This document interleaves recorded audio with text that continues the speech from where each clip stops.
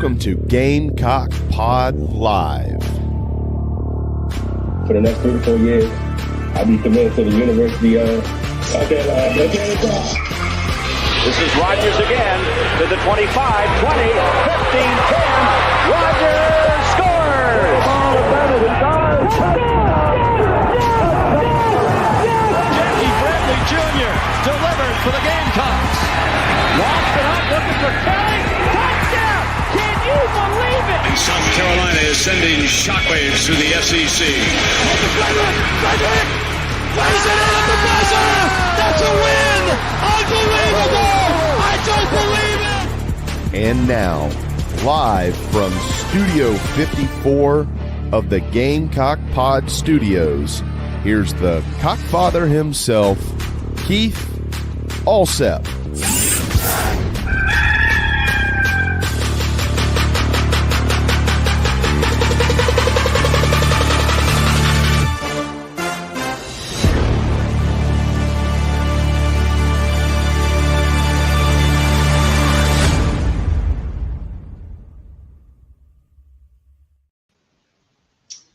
All right, everybody, welcome into Gamecock Pod Live for September the 17th, 2025. It is time to play for the Mayor's Cup, which now resides in Columbia, South Carolina. Gamecocks coming off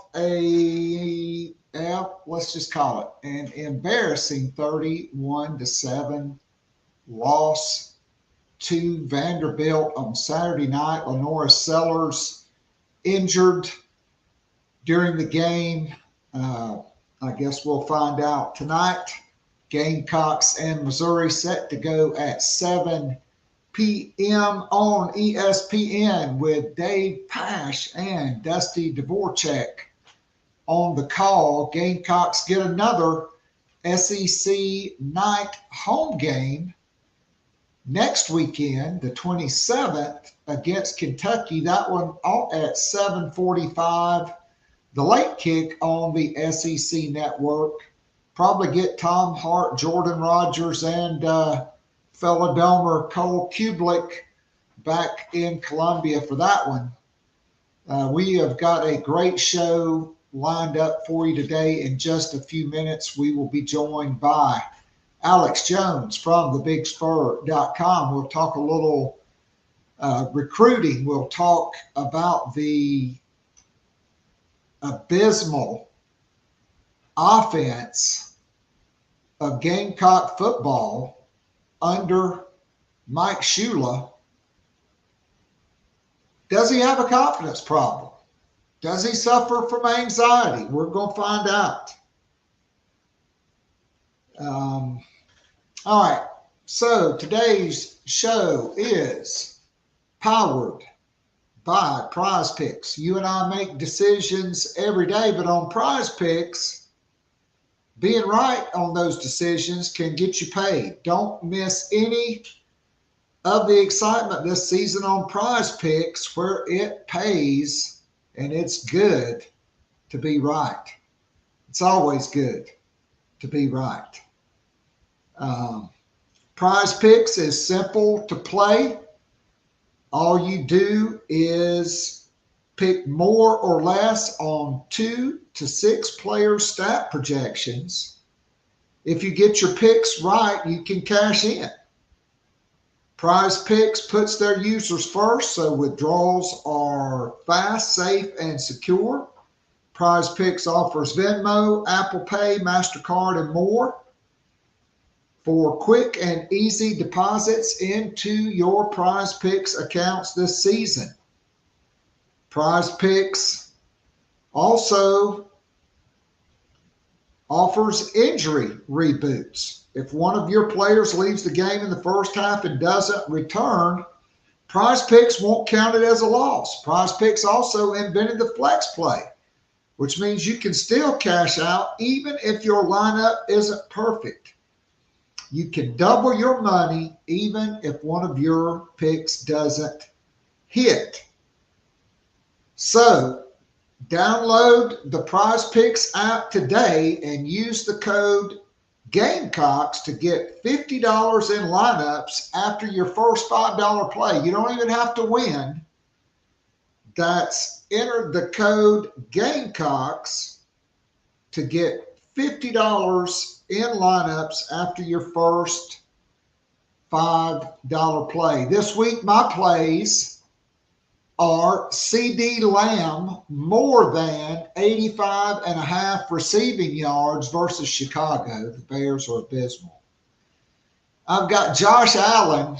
I'm riding him for MVP this season. I'm going with 2 Josh Allen plays this week. Josh Allen more than 1.5 passing touchdowns against Miami on Thursday Night Football and more than 27.5 rushing yards versus Miami. Because unlike Mike Shula, Buffalo's offensive coordinator actually likes it when Josh Allen runs the football. And you know what? He's pretty damn good at it. And then here's a freebie. Patrick Mahomes, more than 1/2 of 1 yard passing versus the New York Football Giants on Sunday Night Football. So again, enter the code Gamecocks to get $50 in lineups after you play your first $5 lineup. You don't even have to win. Download the Prize Picks app today. Prize Picks. It's good to be right. All right. Gamecock men's soccer had their 4-game streak broken as they fell to the Ospreys of North Florida 4-3 last night at Stone Stadium. Gamecocks actually had a ranked win in there.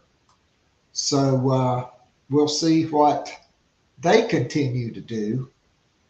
Gamecocks had a big crew of recruits on hand. A lot of 2026 commitments. It was good to have those guys in. Koski Barnes, Keenan Brett, 4-star quarterback Landon Duckworth, Stone Furry, the son of Mike Furry, was in. 5-star offensive lineman Darius Gray, Zion Giles. The Harris brothers, Aiden and Andrew Harris, were in. Tight end commitment Jamel House, DB KJ Johnson, Tristan Lewis from Greenwood. He was in on his official visit. Caden Ramsey was in. We thought his visit was going to be an official, but it is unofficial. By the way, Caden Ramsey, now a 4-star on 3 and Rivals. Charles Power making the evaluation. And the Gamecocks had flip target Julian Walker back in. And they hosted defensive end LaDamian Guyton, the #1 prospect in the nation for 2027. We will dive into that. KJ Green, Jaden Bryant from Irmo was in. A lot of guys from the 2027 class were in. So they love the atmosphere. They love the energy of the crowd. They love hanging out with the players and talking to the coaches, not so much just the result. All right, let's bring in our guy from Pittsburgh.com, and that is Alex Jones. Alex, pretty rough sledding for the Gamecocks after the first couple of drives on Saturday night. Can you hear me? Gotcha. Yeah, we're good. All right. So let me ask you this. just your thoughts on the Vanderbilt game. I personally thought the turning point was that LaNorris Sellers interception, and then the first play that turned out it wasn't a play after he went out when Luke Doty hit Nick Harbor, and then all the whistles started blowing. After the SEC replay booth, maybe they were taking a quick trip to the buffet line and getting their drinks refilled or taking a bathroom break while LaNorris Sellers was on the ground for 2 minutes instead of looking at that play.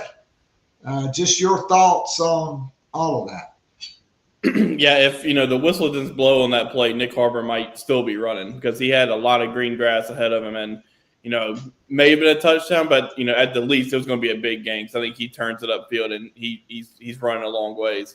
But yeah, I agree from a momentum turning point standpoint. That interception really was kind of it. South kind of drove the ball on that first drive, kind of like we've seen them do on some of these first drives. Then they really had it kind of going again on that second drive, and it was ultimately just a bad decision. Like, Jordan Dingle was going to be pretty open on a little post route there at the end zone, and that defensive line, it was just a good play call, good play by Vanderbilt's defense. They kind of dropped the line a little bit, and guys kind of snuck under that route and caught the ball. And so I think that was the turning point. And obviously the LaNorris Sellers injury was, a big turning point too. I think Luke Doty came in there and did really, all he could do. It really kind of gave it his all, as you'd imagine, but they just couldn't get anything going. And then, defensively, like, you got to give Vanderbilt credit, for their offense and what they were able to do. Like, those guys, Vanderbilt has an identity on offense, and they run it very well, and they just execute at a high level. And I think going into the game, we kind of talked about, you got to be going against Vanderbilt, you got to be very good on first and second down to be able to get off the field on third down. And Vanderbilt, for the most part, got enough done on first and second down. Then on third downs, Pavia just kind of did what he did, and they got downhill on those third and shorts, and Cedric Alexander and those guys were able to get those first downs. And even then, even on some of those third and longs, like, there were some missed tackles that they had that kind of plagued them throughout the game. And I think there's a few that stand out where you kind of had, I think it was Cedric Alexander up or down in the background, and he just gets out of it and gets a first down. So just a lot of things that kind of went wrong there. But defensively, I thought they did some good things early on. That everything just kind of snowballed on them late, I think. Yeah, I thought Vanderbilt, let's give Tim Beck and Jerry Kill a lot of credit. Vanderbilt actually runs a college offense because they have a dual threat quarterback in Diego Pavia. And hey, Pavia, hats off, bro. You talked a lot of smack. You came in and you backed it up. I thought Fred Johnson had his worst game of the year. I think Vanderbilt took advantage of his inexperience with their motion shifts and not just the pre-snap movement, but even at the snap, they used deceptive movement to employ misdirection plays. But missed tackles really plagued the Gamecocks, especially on that the only third down of the first drive. You make that tackle, you're off the field. Gamecocks, though, after going down and scoring, they do get a 3 and out. Mm-hmm. The crowd's in it. They're driving down. Both safeties are blitzing. I don't understand, and it's been problematic for Sellers, at least through the first part of this season, of not recognizing where to go with the football. I mean, it's like he's turning in to check down Charlie. Like, that's his first read. To me, that's a guy that's not confident in the play and not confident in his protection. And, I mean, who can blame him on that? I mean, Luke Doty and LaNorris Sellers have been victim to just porous offensive line play. I mean, I want to get your take on that because I look at Josiah Thompson. He played better from his first college games than he's played this season. Trevon Ball and Shedrick Surratt, they just look too heavy and slow. I mean, they miss guys coming through the A gaps. And Boaz Stanley, He just keeps making the same mistakes with the false start penalties, with the illegal snaps, and then he snapped the ball. Nobody was even looking for it. That led to like a 3rd and 33. Lonnie Teasley, great recruiter, not good at developing offensive linemen. I mean, this has always been the story, Alex. What's going on? Yeah, as far as the offensive line, I thought on those first 2 drives they played their best football early on in that game, and I think as you kind of mentioned, things again just kind of snowballed there. Like you had that one drive where you had some pre-snap penalties, then you had the snap that kind of rolled back to Sellers, and stuff like that will just derail drives, and you saw that, and I think that's stuff they have to get cleaned up. And yeah, you saw some good, but there were still a little bit of issues there. But I think you just got to clean up some of that pre-snap stuff, and then some of the stuff that's just those things that you just can't have happen, like the snap rolling back the LaNorris Sellers like that. And I thought that's just something that especially going up against Missouri this weekend, this is another defensive line that's going to be really good. You got Damon Wilson coming off the edge, that's going to be a really good edge rusher, and Missouri's always pretty solid on the defensive line, so I think it's going to be another challenge this weekend. So Craig makes a good point. Top of the morning to you, Craig. On the first 2 drives, Carolina was finishing blocks. Yep. Those guys were double teaming dudes and pancaking them 10 yards past the line of scrimmage and then headbutting each other and going back to the huddle. After though Mike Shula gets off the script, historically, there's an article going back to like 2018. He's great on the script. Once he gets off the script, things go sideways. The offensive line seemed to regress after the first 2 drives. The play calling became more vanilla, even on the second drive, Alex. Okay, you run the ball with Rasul Faison, who really had it going. He was juiced up, and you can tell he probably needs to be the guy. But you run it on first down there, you get 1 yard. Okay, so it's 2nd and 9. So instead of maybe doing like you did on that first play and booting it and getting LaNorris Sellers out and giving him an open field with a run pass option or a high-low action, which was kind of what that first play was, you just run it up the middle again for -1 and put him in 3rd and 10, and they just blitz the crap out of him. And he panics and throws the ball. And I get it. It looked like Oscar Attaway was open, but he wasn't because they dropped. It was a zone blitz. They set both safeties, and then they dropped a guy off right into that alley, and he never looked for the slant or the skinny post, which was wide open. Yeah, that skinny post was going to be a touchdown if it was thrown good. And, I mean, Jordan Deagle was wide open in the back of the end zone. And, kind of to your point on, some of the non-scripted stuff, like, I think, we talk about some of the off-the-line things. Like, I think we talked about it last week. Like, get some of these rollout plays for LaNorris Sellers, because, one, we've seen how good he is when he's outside the pocket and what he can do. And plus, when he's outside the pocket, just those defenses are in such a bind because they got to stay on the receivers or the tight ends, but they also have to be ready for LaNorris Sellers to run the ball. Because when he starts running, it's hard to slow him down.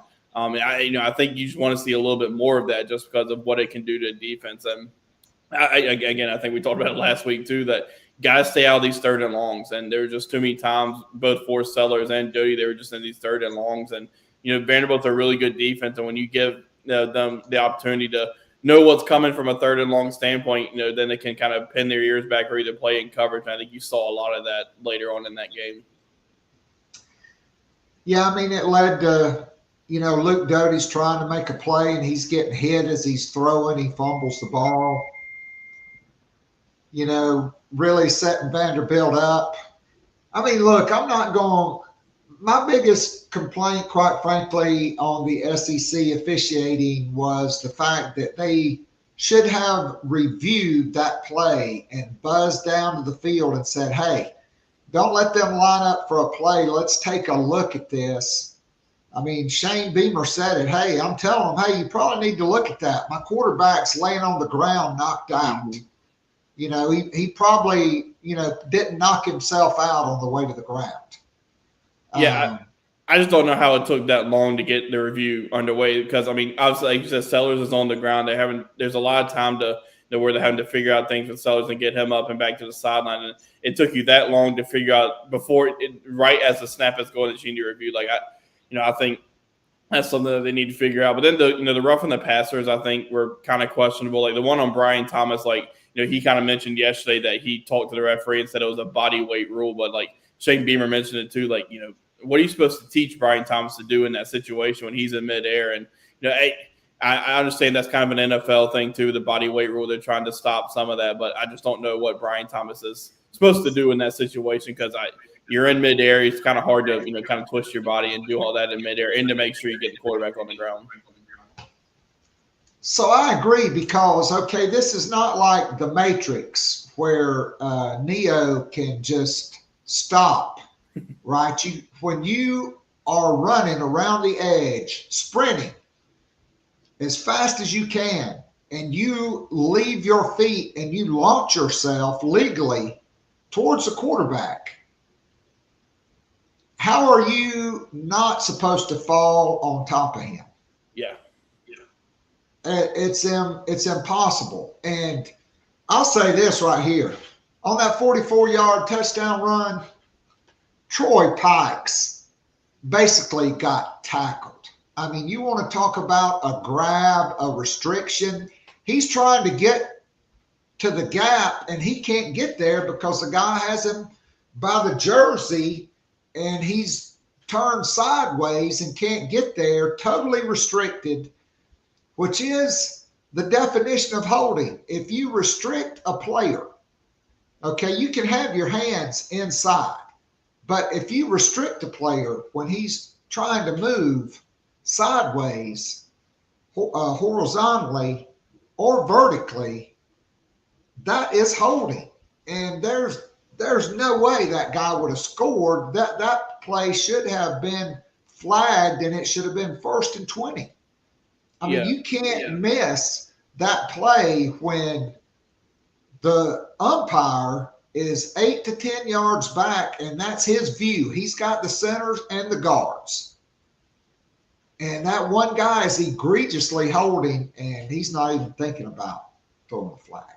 Yeah, I may be forgetting one or two, but it feels like there's not been a whole lot of holding calls that have gone for South Carolina this season so far through 3 games. And there's definitely been opportunities for there to be holding calls. Like I think it was the first drive. Like I think Dylan Stewart got tackled on that first drive, and it wasn't called. Like, I don't know if that's just something where they're trying to not call as many holds, but I just feel like watching the 3 South Carolina games, there have been some definite opportunities for holding calls that have not been called. All right, so put your big boy pants on because I got a big boy question here. This is real journalism. I'm not a journalist, but I was a journalism major when I went to Carolina. Yesterday, your colleague on thebigspur.com, Tony Morrell, stated that Mike Shula, according to sources inside the building, is suffering from anxiety and has a confidence problem calling plays. Your reaction to that, and if that is the case, how should Shane Beamer handle that? And should Mike Shula maybe step back from play calling duties until he can get a handle on that?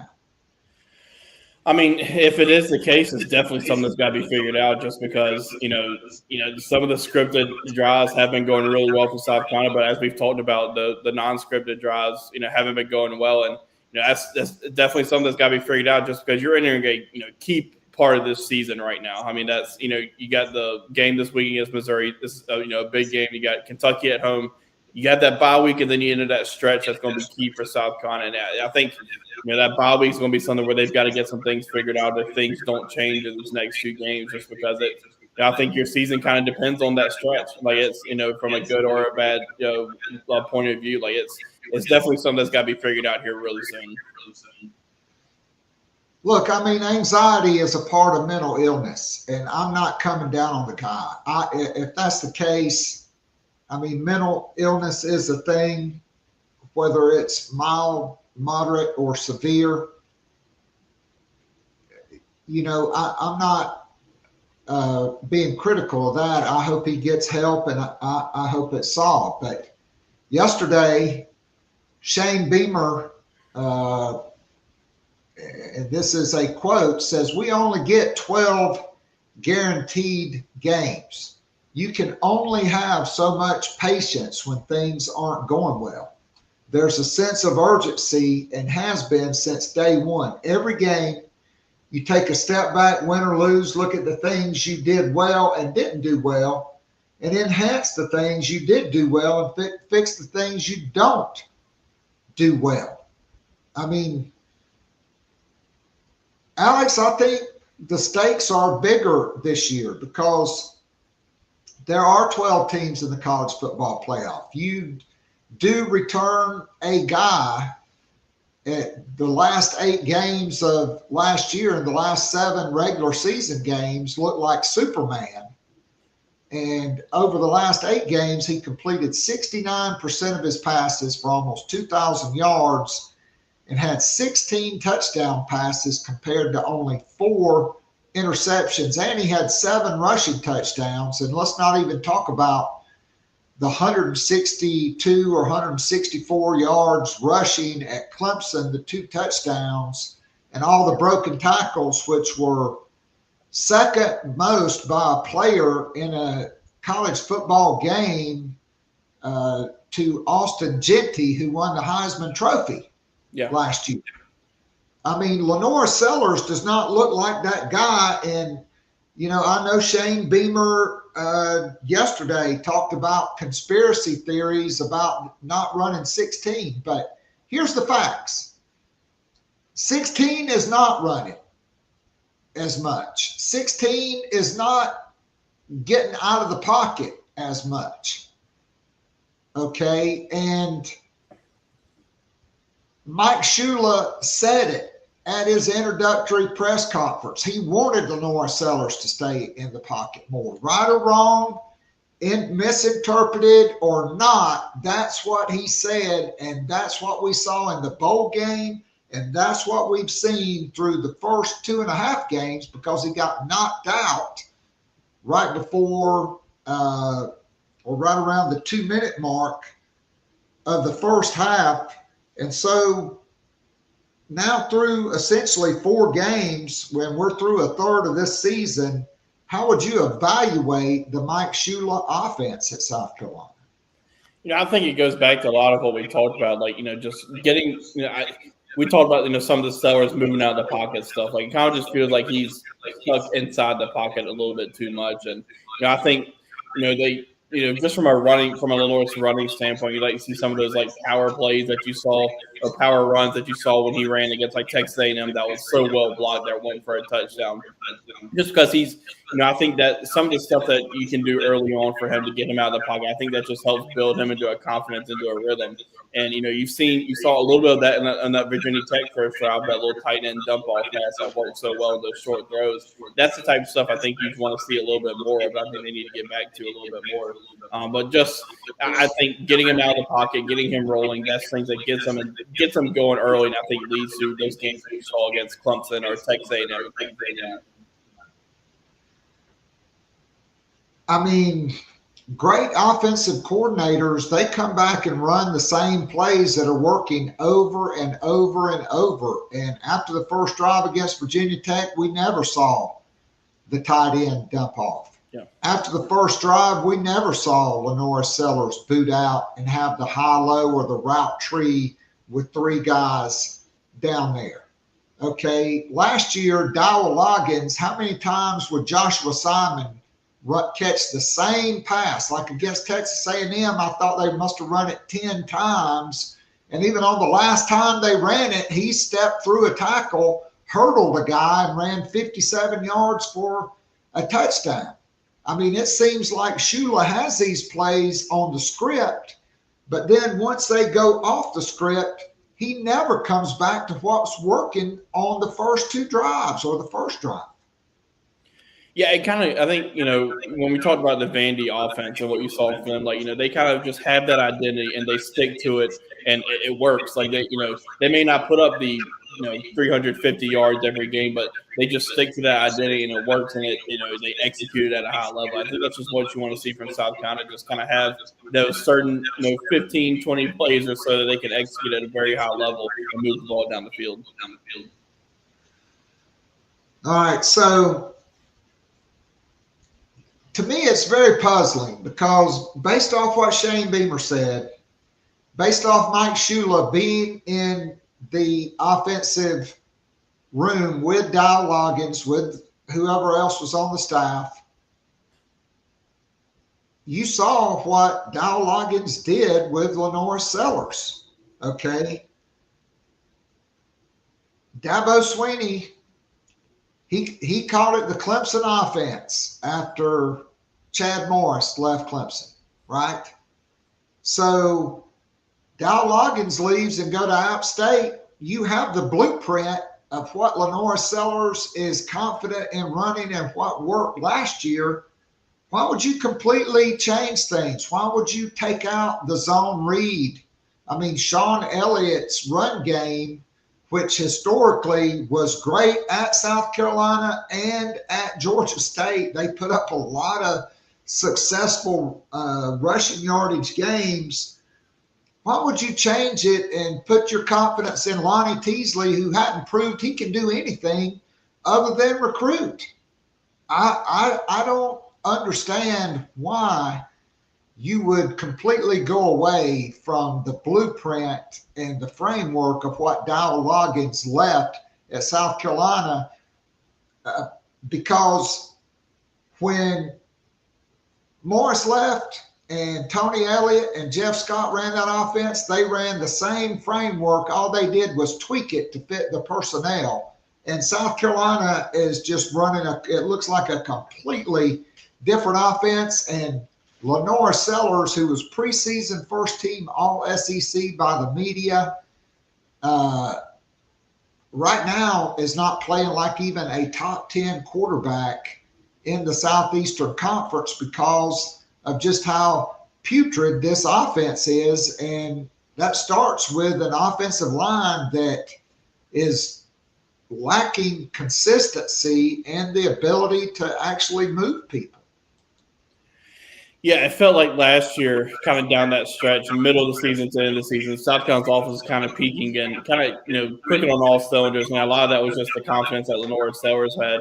So, I think you want to be able to find ways to get back to that just because, that's where it looked like Sellers was at his best. He was in a rhythm constantly. They got him going early. And I think that's just something where, now, obviously, and I'm sure teams are factoring in for Sellers that they're just trying to not let him run at all costs. They're going to try to keep him in the pocket. But it does feel like there are certain ways where you can help him get out early on and do some of the things that you saw last year that Loggins ran. And give him 3 or 4 early, easy throws to get his confidence going. I mean, I think they only threw it 2 times on the opening drive. I mean, Vanderbilt couldn't cover Nicholas Harbor to save their life, and not one time. I mean, I'm not the biggest Jordan Rodgers fan, but I do respect his football experience. South Carolina didn't try to take a deep shot, not one time. The whole game with Nick Harbor, who was wide open every time they threw it to him. Yeah, and that's stuff that will help open up the running game and stuff like that too in the short pass game, just because it backs the defense off a little bit. And I do think Sellers had enough time in that Vanderbilt game to take some deep shots. Like I think the offensive line was giving him enough time there. You saw that on the first 3 drives.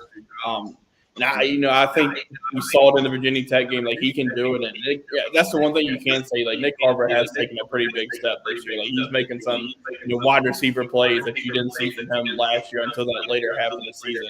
I think he's a weapon. And you've seen Donovan Murphy do some really good things as a freshman, too. Obviously, there's a lot of trust with Brian Road. Like, obviously, he didn't get the the start technically because they went to 2 tight ends to start the game, but he's basically a starter because he was in the slot. I think they like his potential. I think there's a lot of weapons they can use, including the running backs out of the backfield and the passing game. I think there's a lot of weapons that they just need to continue to get more involved. No doubt. All right, so Alex, I want you to help me here because for the life of me, I do not remember Dylan Stewart having but one unsportsmanlike conduct penalty called on him. And that was basically for just hand fighting with an offensive lineman towards the end of the game. Number one, I don't really know why Dylan Stewart was out there at that point because the game was already decided. And by the way, it was good to see JT Gear back out there and Brady Hunt. But he got a roughing the passer call, which was, again, very questionable.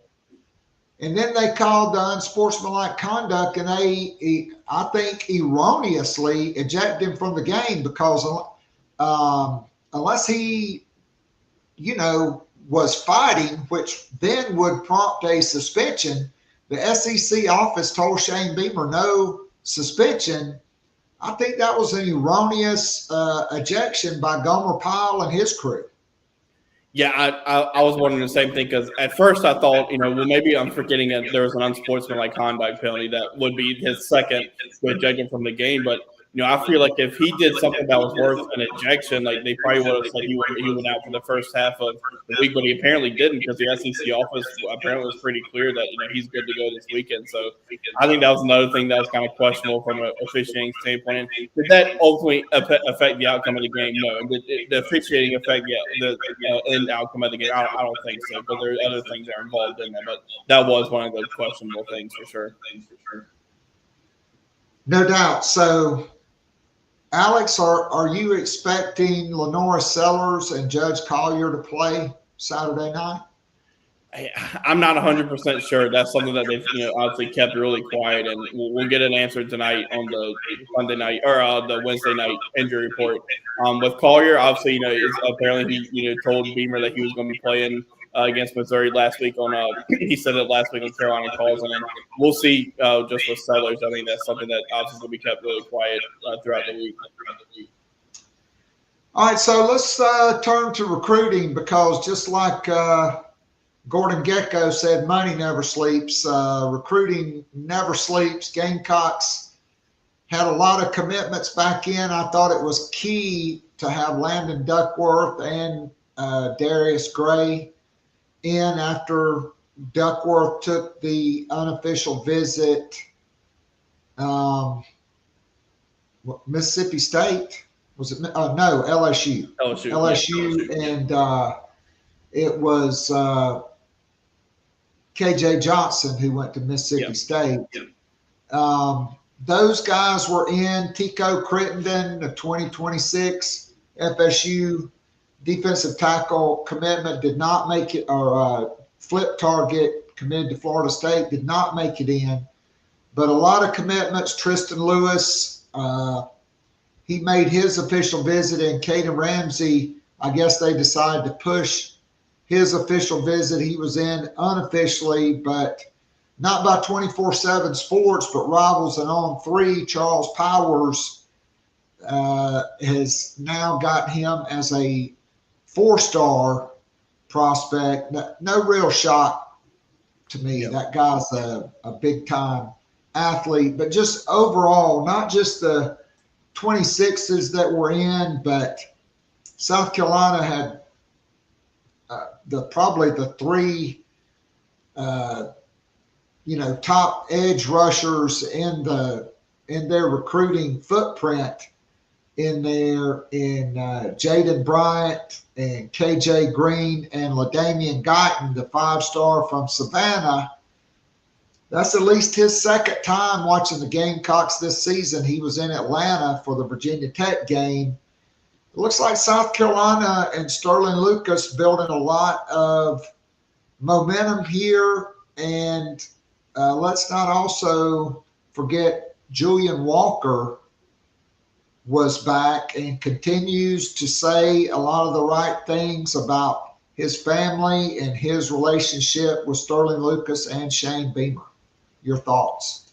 Yeah, I mean, again, it was big to get him back in, and I think he's going back to Michigan to visit for the Wisconsin game in a few weeks. So, South Carolina, some of the momentum that they have with Jordan Walker, going to have to survive it when he goes back to visit. But no doubt, there's some momentum there, just because, yeah, he is, has his father on staff, and he's playing at Dutch Fork and in the Columbia area. But he, probably can easily find other things to do than to go to the South Carolina games, and he's doing it. He's being in attendance and obviously very involved in it. So, very good sign for South Carolina. We'll see if they can find a way to kind of get that door open. And then with those 27 guys, they're in on a lot of really best edge rushers that you mentioned. Like obviously with Damian Guyton is the one that everybody's talking about. Man, that guy's really, really good out of Savannah. And I think he's one that obviously Texas Tech did what they had to do to get that commitment. And South Carolina, there's obviously some definite interest there for that guy to go to Atlanta to watch South Carolina play Virginia Tech and then to come to South Carolina for that game. There's definitely something there for South Carolina now. It's just they're going to continue to kind of build on that momentum. Same really with those other edge guys like Jaden Bryant. They're in a really good spot for a guy that's another one. I can see that guy continue to rise their rankings too because he just looks like a college edge rusher and what they look for. And they're in a really good spot. And then KJ Green's one that early on they've gotten in on this one on him early on out of Stevenson in that kind of Atlanta area. And he's another really good player. And they're going to have to battle Georgia and Alabama for him, but he's built a really strong relationship with that coaching staff early on. And maybe some of the best connections he has in the recruiting process right now is with the Carolina coaching staff. And to get him back in, he was another one that was in Atlanta for Mercedes Benz for the Virginia Tech game, came back to South Carolina for this game. I think it was one of his first game day experiences for South Carolina. I know he's been to a spring game too, but I think the atmosphere is something with a lot of these recruits that even though the game didn't go the way South Carolina wanted, but the atmosphere, the pregame environment, in-game environment is something that really resonated with a lot of these guys that are on campus. All right, so let's go to 27 to the number one player in the state and a five-star, Joshua Dobson from Catawba Ridge, a corner. It looked like Clemson and Georgia and others maybe had the momentum there, but Chad Simmons this week writing that he thinks South Carolina right now has the momentum with Joshua Dobson, and it is really shaping up to be a big-time class in 27 with, Jaden Bryant we mentioned, Joshua Dobson, big-time defensive lineman from South Point, Seth Tillman. South Carolina's going to have to battle Georgia and a lot of people for him. Nate Carson, a big offensive tackle from Irmo. And then also Jaden Worth from Dutch Fork, who moved in a defensive lineman. He looks like another big-time target for the Gamecocks as well. You got two running backs in David Segara, and you got the kid at Aiden Gibson. Woodruff, Aiden Gibson. Both of those guys, I mean, it's really shaping up to be a great class for South Carolina and a couple receivers as well with Amari Patterson and Malik Miller. Yeah, I mean, this cycle that South Carolina's in right now and this next one have been two of the best that it's kind of been for as long as I can remember. Like it's a really good next two cycles. And for that 27 class, that's without Sequel Patterson, who was originally in that 27 class, and that's another high level guy that we saw where his ranking was kind of before he moved, and we'll see kind of how that ranking's moved. I think he kind of dropped a little bit too far when he reclassified. He was a top 20, top 30 player in the 27 class, but yeah, I mean he was another high level recruit. But I mean, it's you see a lot of those line of scrimmage guys. I mean, we've talked about Jaden Bryant, Seth Tillman's a really good player that you actually mentioned about the battle of Clemson and Georgia for, but they've kind of started to build that early relationship. So it's another really kind of deep class. I mean, you got the wide receivers, you got the running backs. Like from a running back standpoint, it feels like it's been a long time since they've had two kind of high level, high level running backs. It feels like this has kind of been in a drought a little bit that way. But you got two in this class with Cigar, who's I think is a really, really good player. Been good for so far. early on in Woodruff. He's kind of taken a step forward. Saw both of those guys in person in the same scrimmage type of thing, and thought both of those guys look really good and putting up really good stats so far. All right, Alex, how about the defensive tackle from Gaffney that's committed to East Carolina and the running back / linebacker that's committed to Arkansas that were supposed to, maybe they were in for unofficial visits for the South Carolina State game. Any intelligence that has been forthcoming on those guys, or is it still pretty much they're going to evaluate the senior film first? Yeah, I feel like with both of those guys, it's going to be kind of evaluating the senior film type of thing. The same thing for Greenville, defensive Franklin Whitley. I think he's another one that they kind of keep an eye on too. I think he's one that you look at the profile, his profile, like he's a guy that I think has a potential. But I think with him kind of just starting football, they want to see some more games from him. But he's starting to get some offers, so probably got to keep an eye on there. I think he's got to be really good and a chance to kind of watch for this class for South Carolina. No doubt. Alex, great stuff as always. Are you making the trip out to Como this weekend? Yep. Hale and I will be leaving on Friday to get out there. All right. So are you flying into Kansas City or St. Louis? So 2 years ago, we flew into St. Louis. This year, we're going to Kansas City. Good man. If the Chiefs are playing at home on Sunday, maybe you could watch them get their first win of the year. But get some Kansas City barbecue on Friday night, and great stuff as always. Appreciate you coming on, and we'll catch up with you down the road. Always enjoy being on. See you next time. All right.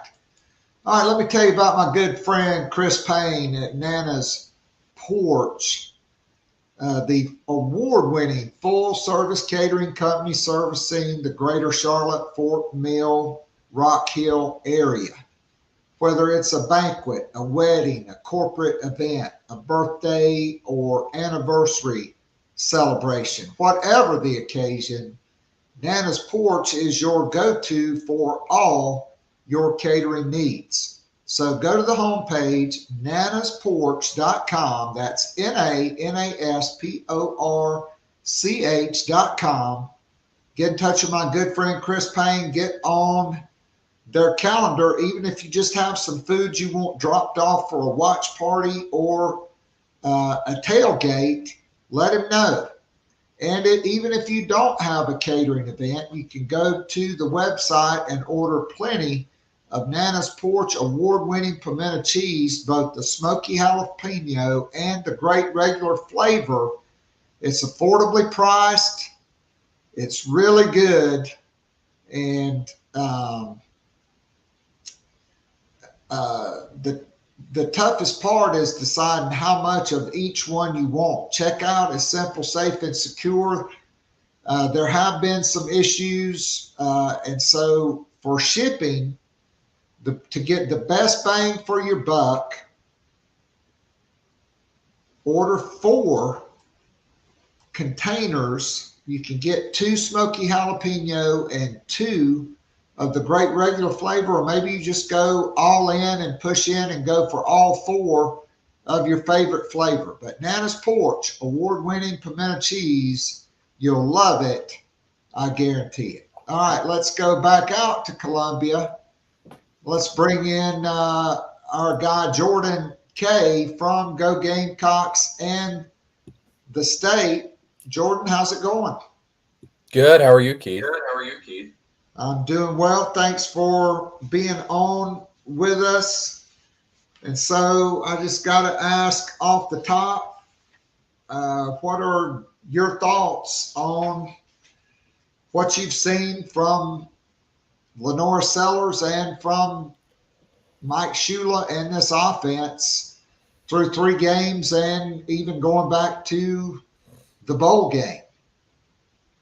Yeah, it hasn't been good enough. It's weird. It's like every time the rushing attack, it just seems like it struggles to find any holes. It's getting blown up right at the point of attack.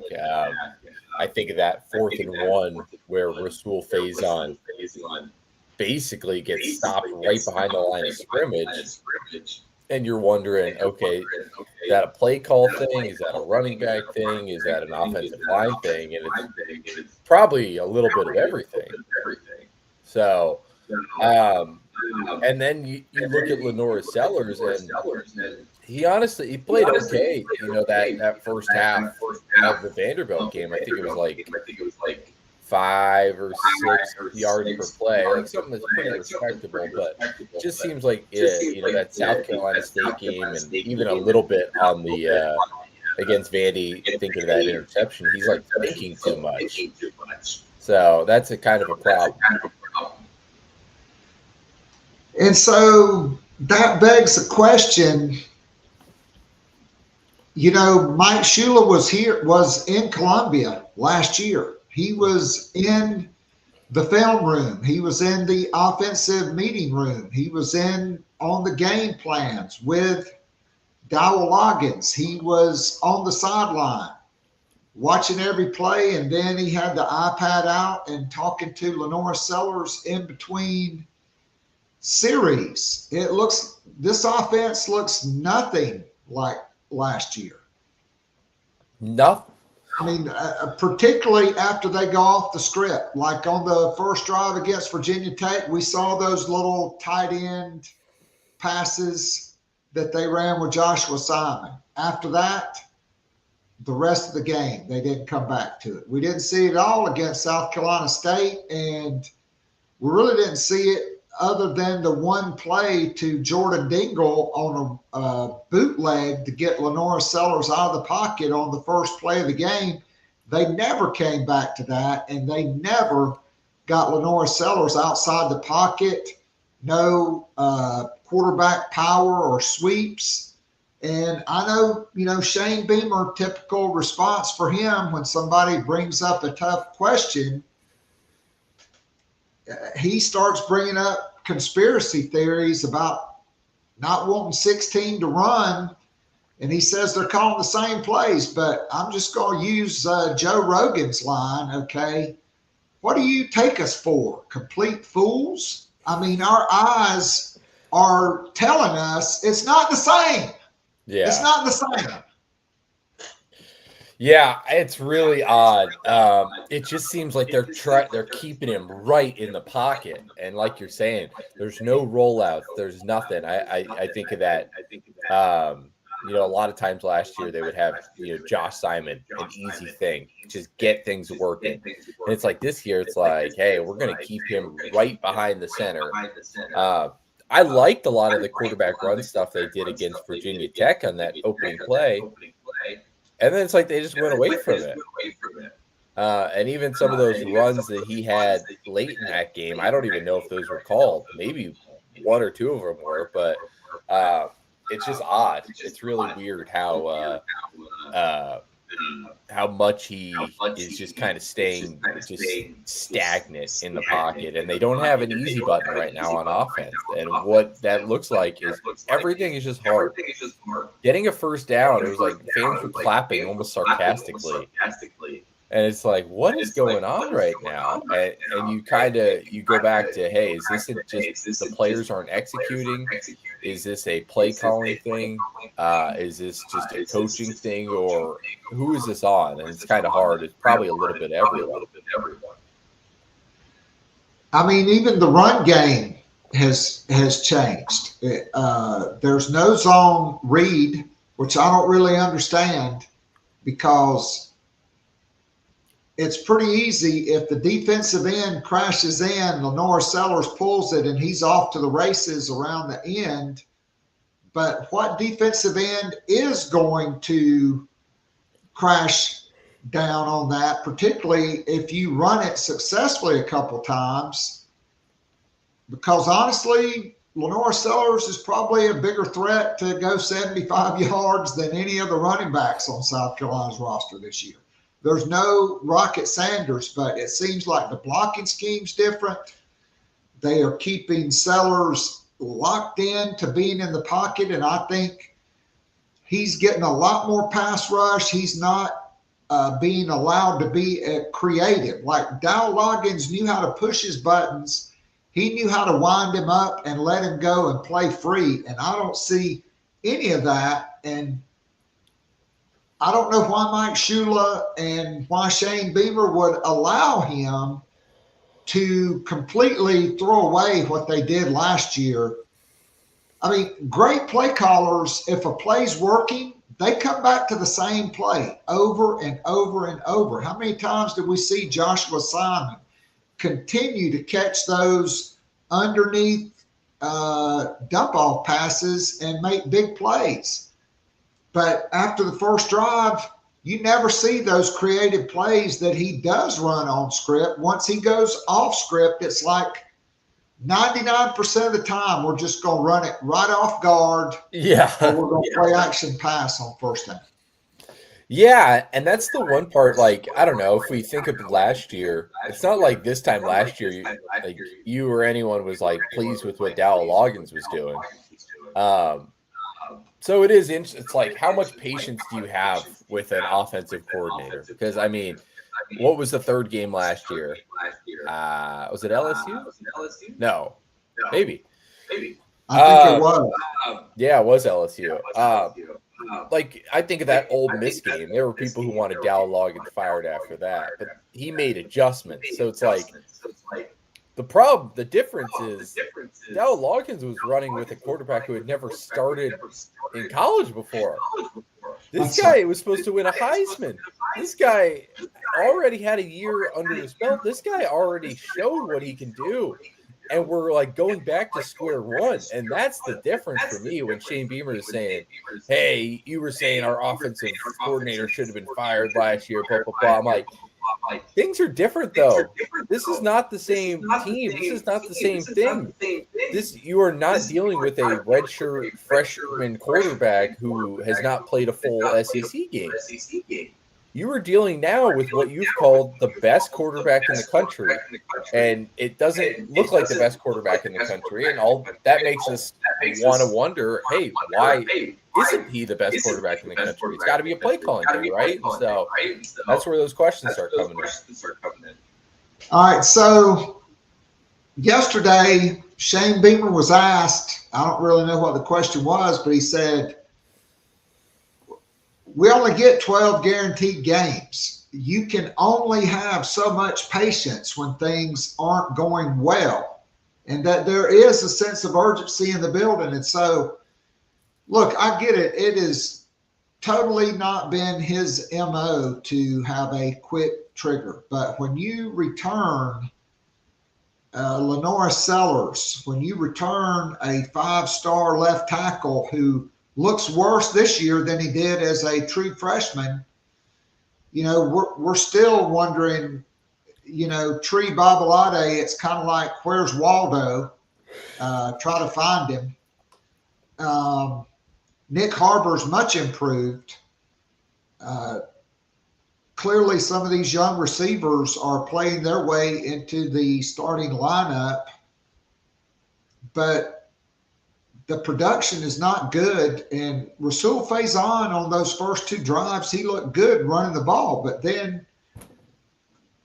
you know, you go from Shedrick Surratt and Trevon Ball 10 yards down the field, double teaming and pancaking guys and headbutting each other, to letting guys go untouched right through the A gap and not being able to get a push. I mean, it's just been consistently inconsistent, to me, is the way to describe this offense, the play of the offensive line, which has impacted the play of LaNorris Sellers because he's not playing free. He's just kind of in a cage behind 7 yards behind Boaz Stanley, who gets at least 3 false start penalties per game, and then he snaps it in between the running back and the quarterback, creating like a second or third and 33. Good Lord. Yeah, I mean, there's a lot of ugly when you start looking at, you know, that game against Vanderbilt. I I wonder, it seems like over the course of his coaching tenure, Shane Beamer wants to give coaches a chance to fix their mistakes. I think of the 2022 game against Tennessee, where a lot of people wanted. I'm already blanking. Who was the OC? Satterfield. Yeah, a lot of people wanted Satterfield fired, and I think Shane Beamer kind of went to him and said, dude, fix this. We're not doing this offense again. You fix something, do something different. And then I think they basically threw out 90% of the playbook, and that's why the Tennessee. All right, so that was actually after the Florida game. They went to the Swamp and scored no offensive points. They had a late special teams touchdown on a fake punt or field goal. Before the Tennessee game, though. But prior to the Tennessee game, and then they put up 63 points. But I mean, there was a U-Haul in front of his house. Yeah. But even the next year, a lot of people wanted Clayton White fired, and Shane Beamer kind of goes to him and says, dude, you got to fix this. You got to figure this out. And all of a sudden they start running more of the 3-3-5, figuring out what works. And that defense the last 4 games of the season was fantastic. And I don't think they allowed an offensive touchdown to Clemson. Then, this is a guy in Shane Beamer who I think has really only fired one person in his entire tenure. That was Montario Hardesty. The Satterfield one, I've kind of heard stories.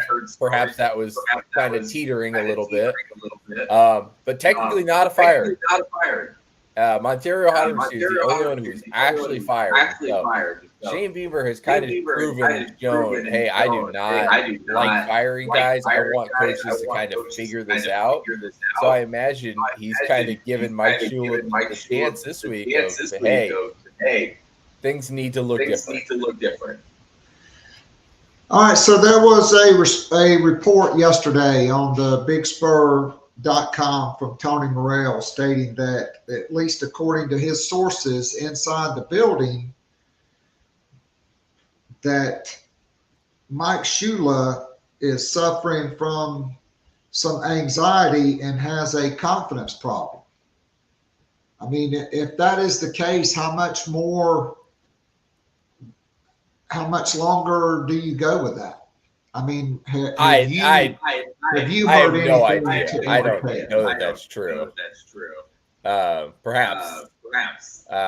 Yeah. Well, I mean, I've known Tony Morrell for about 25 years, and when he puts his name on something like that, he's got the sourcing to back it up. This is not Barstool Sports. Sure. And no offense to them. It's just a different brand, and that guy's got integrity. And I know he has well-placed sources inside that building. And even to the point of where other offensive coaches are concerned about it. And if they're concerned about it, Shane Beamer has to be concerned about it. I know how he reacted to the question and throughout the conspiracy theories thing, but the stakes are higher this year because of all the preseason. South Carolina's ranked 10th, which was clearly too high. They dropped out of the AP poll, still hanging in the coaches poll at 24. But,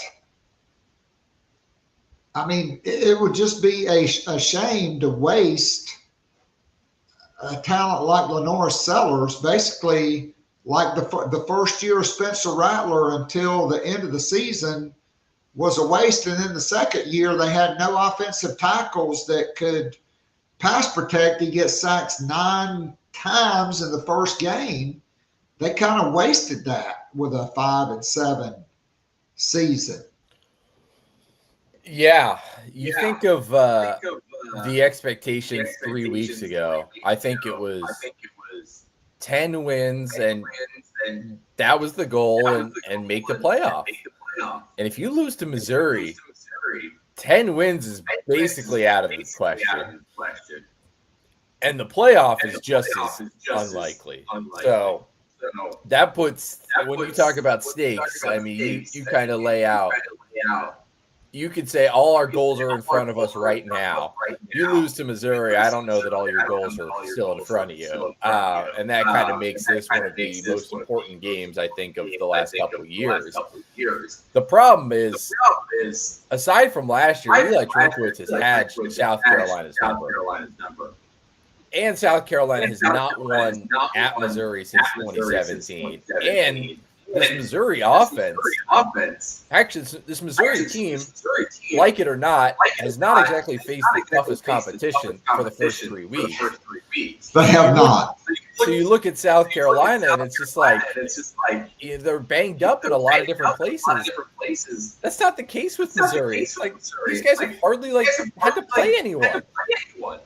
And so they're rolling in pretty fresh into SEC play. Meanwhile, South Carolina's coming off an SEC game where its quarterback got banged up and other people are banged up, and its star corner is still out from week 1, and And it's like, man, this Missouri seems to have quite a fate. You know, I understand how they're favorites. I don't agree with Vegas putting them as like 14 points or whatever it was, but yeah, it's hard to not think Missouri's a favorite.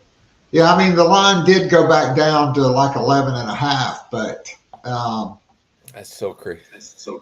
So I know we probably won't actually know until Saturday, but do you, based on your sources, do you expect LaNorris Sellers and Judge Collier to play this weekend?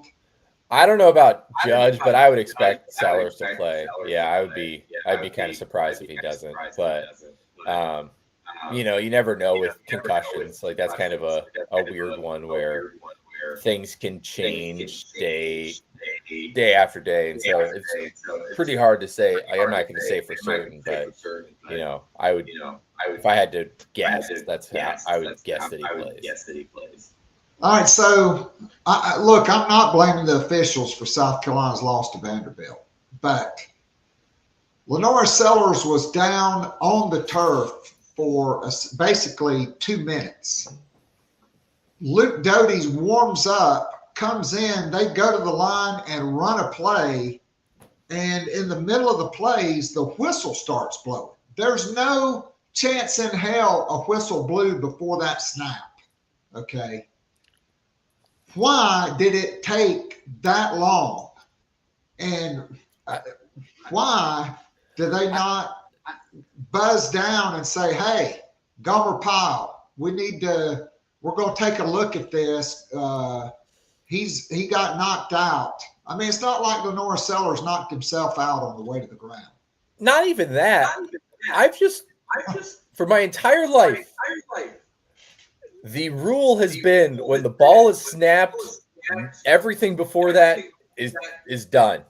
You can't change it. That's why when teams, think they got away with the call, they rush up to the line and try and just snap the ball because it's over. And it was like the refs were just trying to rewrite the rules of football and not admit that they got it wrong. I agree with you. Hey, you had a minute and a half to review the targeting. But once that ball snapped, throw your hands up. You missed it. Move on. You cannot just stop and play in the middle of it. That's crazy. Like, imagine if that's the precedent going forward. Like, that's the most insane thing I've ever seen. I mean, you've coached and watched plenty of football. I could not believe that. I'm literally like looking around like, is this even is that legal? Is that allowed? Can you do that? That is not allowed. No, yeah. Okay. Just like the ejection of Dylan Stewart was erroneous because that was his first unsportsmanlike conduct penalty. Yes, he had a roughing the passer penalty, but the rule is unless you get ejected for fighting, that warrants a suspension at least to the first half of the next game. That's not happening. That was the rule is 2 unsportsmanlike conduct penalties. They could have would have said and should have said on the microphone, number 6 is ejected because that due to that being his second unsportsmanlike conduct penalty. But they did not say that. They just said number 6 is ejected. Well, and it was hand fighting. It wasn't even anything big. And at that point in the game's decided. I mean, I get wanting to keep players in line and keep control of the game. But you just get in the middle and say, hey, if you do that again, I'm throwing my flag. Yeah. I did not. I just thought, again, very poor from the SEC officials. And let's go back to that play. Nick Harbor, those safeties were awfully wide on that play. And Nick Harbor with 10-1 speed, he might not have, he probably wasn't getting caught on that, Jordan. What would Williams-Brice Stadium be like? I mean, the top's coming off if the first play after Sellers goes off, you go 75 or 80 yards to Nick Harbor for a touchdown with under 2 minutes to go in the first half. It's a completely different game. Totally agree. Yeah. I watched that play like 3 or 4 times, and it's I think it's probably a touchdown. I'm not going to completely say it because it's like that whistle blew like so early, and it really did look like the Vanderbilt guys just stopped playing. So I'm like, maybe they would have caught him. But you're right. Like there is a chance with how fast Nick Harbor is that he goes 75 yards down the field, scores. It's a tie game heading into halftime. All of a sudden, Williams-Brice is still pumping. Luke Doty has a ton of confidence. The entire offense has confidence. The defense is like, hey, we're still in this. We can win this game. Completely changes. And to do it after the ball was snapped is crazy. Yeah. I'm with you. I'm not blaming the refs on that loss. There were plenty of reasons, but it is crazy. And when we go back, it's like there are so many games over the last couple of years where you just look at some of these calls and they've just kind of screwed South Carolina. No doubt. All right, so let's have a little bit of fun here. So the tush push, the Eagles, okay? Like, it's not the Eagles' fault nobody can stop that play, and it's not the Eagles' fault that the officials don't call false starts on the offensive line. To me, the onus is on the officials to enforce the rules of football, okay? It's not an illegal play. It's not like they grab a player and pulling. They get lower than everybody else, and then they get behind the quarterback and they drive him through to the first down. And they have an elite athlete at quarterback in Jalen Hurts, who's 6'2", 220. So he's basically like a running back playing quarterback on that play. I mean, do you think it should be outlawed? I think, like all these sports radio guys, I'm in my car all week. I won't even talk about the massive overreactions through 2 weeks of the NFL with 17 games in a season. Oh, the tush push, RIP, it's dead after this year, baby. I mean, I don't get it. I've gone back and forth on it because part of me is like, hey, every other team has the opportunity to do the same thing. Like, it is not the Eagles' fault. Like, it's not, the NFL did not say only the Philadelphia Eagles can run this play. Everyone can run it, but they do it better than anyone else. They practice it, which I think a lot of teams probably don't want to practice it because they're worried about the physicality it takes to practice a play like that. I think it's a boring play, so I'd be fine if it was outlawed. It's kind of a little annoying. It's just like anytime it's, 3rd and 1, 3rd and 2, 4th and 1, 4th and 2, it's like, oh, here we go, tush push again. But I'm with you. It's like the refs can call false start. Like, we see it It's almost every time they're false starting. Like I don't know why the refs don't look for it or don't call it. Maybe it's just too hard to see. Yeah, I mean they're not doing anything wrong. I mean, so on knee down situations, or even when teams are on the goal line, the officials really hone in on that. Short yardage situations. Like, okay, so I'm watching Sunday Night Football because I guess I'm deranged. I'm a lifelong Atlanta Falcons fan. I started going to watch them play when I was 9 years old. They're playing the Vikings. J.J. McCarthy tries to run that play. They try to run the tush-push. He fumbles the snap. And so they didn't make it. I mean, you see other teams try to run it, but they just don't have Jalen Hurts, and their offensive linemen don't practice. I mean, low man wins. To me, that's just a goal line football kind of play where you're getting low and your quarterback sneaking it. And why didn't? Well, I mean, I don't know. South Carolina had 4th and inches on the first drive of the second half. Shane Beamer goes for that all the time. They just trotted the punt team right out and punted it to Pavia, knowing, well, if they go down and score, the game's over. That one was weird. Nobody talks about that, just like nobody talks about not going for 2 on that last touchdown to go up by 14 points instead of 13 points in the fourth quarter, where that's what's on the card, bro. We asked about that one. He took responsibility. Yeah, that one was pretty egregious. Against Virginia Tech. Yeah, you got to go for 2 there. Being up 13 does nothing.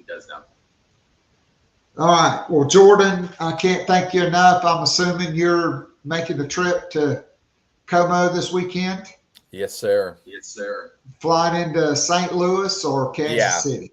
St. Louis, I'm going to hit a Cardinals game on Friday night. Nice. Well, they got good barbecue in St. Louis too, so it's true. Enjoy. I don't know if it's Kansas City barbecue, but it's good. Thanks for being with us. We love having you on, and hopefully we can catch up with you again real soon. For sure. Thanks, Keith. Yep. Safe travels. All right. That was Jordan Kaye from Go Gamecocks and the state. And that is going to do it for me. Remember, download the Prize Picks app, enter the code Gamecocks to get $50 off after you do make your first $5 play. You don't even have to win. You just get $50 into your account.